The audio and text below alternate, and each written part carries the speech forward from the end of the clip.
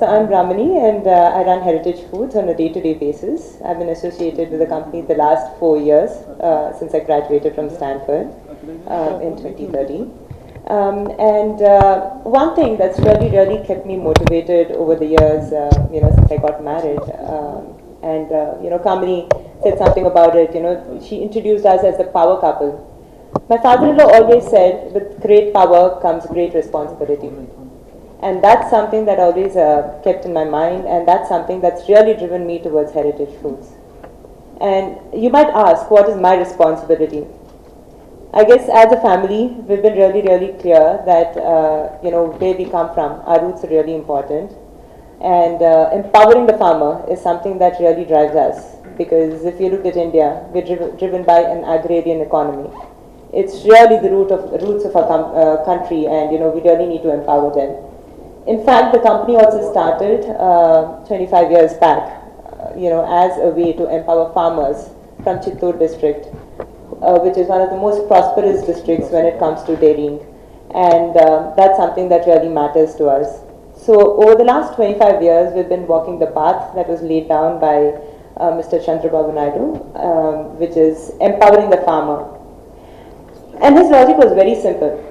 If you should be able to empower the farmer, you should be able to market the milk produced by them very effectively. And in order to be able to do that effectively, you should be able to serve every customer, every house with milk and milk products which are fresh and high quality.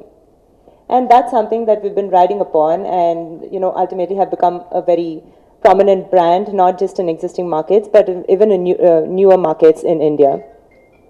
My personal passion comes from nutrition. Health and nutrition is something I've always been passionate about. And I see a lot of friends here who are into nutrition as well. So I'm really excited to be seeing that. And as a result of that, I've done a lot of research as to what is actually pulling India down when it comes to nutrition. Over the last many years, many decades, a lot of interventions have been done in India to be able to increase food production. India is actually food surplus today. But still, you don't see the poorest of the poor receiving enough nutrition, good quality nutrition. There's a lot of wastage in the distribution network, etc. Similarly, you see that globally, if there was a country which had the highest number of malnutrition children, it is India. Unfortunately, it is India.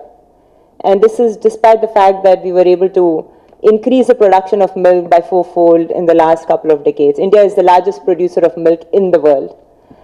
So nutrition is something that really drives me, and what we want to do through Heritage is to be able to empower the farmer by giving the highest nutrition food to the consumer, which is high in quality.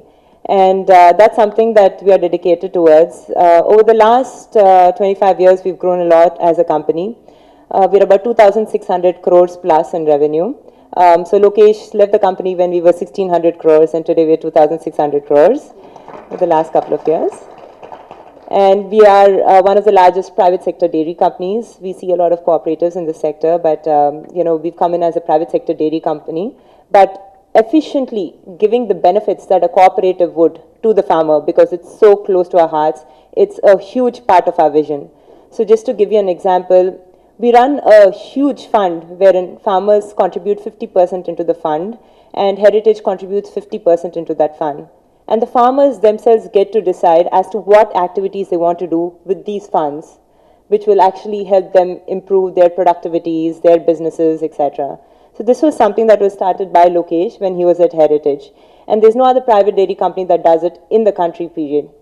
We give a lot of loans to farmers. We give about we facilitate about 100 crores of credit every year, so that farmers are able to sustain their businesses, buy newer cattle, which means assets for themselves. We subsidize cattle feed for them. So we actually recently started a division wherein we produce high quality cattle feed for farmers, and we actually heavily subsidize because we have control over quality and costs. So this is another huge service that we do to the farmer. But most importantly, I think the biggest benefit that farmers get through our company, and we've set benchmarks there for the industry, both cooperatives as well as private sector dairy companies, is the fact that we measure the quantity and quality of milk that they supply to us accurately. It sounds very basic, but it's very important, because these are farmers that are, that have very low incomes, and dairy is such an important source of income for them, because, they earn, on a weekly basis, literally, unlike regular agriculture, wherein they have to wait for the end of the season and there's high risk of monsoons, etc. So we've used a lot of technology, and I think that's something else my father-in-law has been passionate about, using technology to improve efficiencies and transparency. We use a lot of technology to be able to do that. We also pay farmers on a timely basis. That's a huge basic problem that farmers deal with. The poorest of the poor have this issue. And long before demonetization, we made all our transactions online, transparent, and farmers either get payment on the payday or before the payday if it's a public holiday. So these are some initiatives that, some basic interventions that we focus on in order to be able to empower the farmer and help them grow beyond where they are today. We also educate a lot of farmers' children in milk sciences. So it's really unfortunate in India that many successors of farming families don't want to get back into agriculture, whereas agriculture is what is really driving the economy. What we go out and do is we actually find poor farmers' children, we educate them, we fund their education for a 2-year diploma program, and we actually absorb them back into our company at Heritage Foods to be able to create employability for them. So there are several initiatives that that are inspired from the vision of our mentor, Mr. Chandrababu Naidu, that we actually take forward. And hence sustainability, which again Kamini was talking about, is a huge part of what we're looking at through Heritage Foods. Sustainability in terms of developing livelihoods and encouraging livelihoods for farmers, sustainability in terms of quality for the consumer, and sustainability as a company. So we're the first dairy company to go almost 100% renewable energy, operated when it comes to our processing facilities. That's something important because it reduces our costs, it's better for the environment, etc. So having said that, I would like to reiterate that my personal passion lies in health and nutrition, and that's something that I strongly believe is bringing India down in many senses. You won't believe that the burden that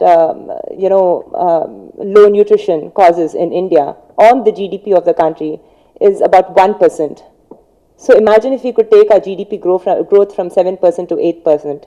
It would make a huge difference in the country, to communities, to all the stakeholders involved.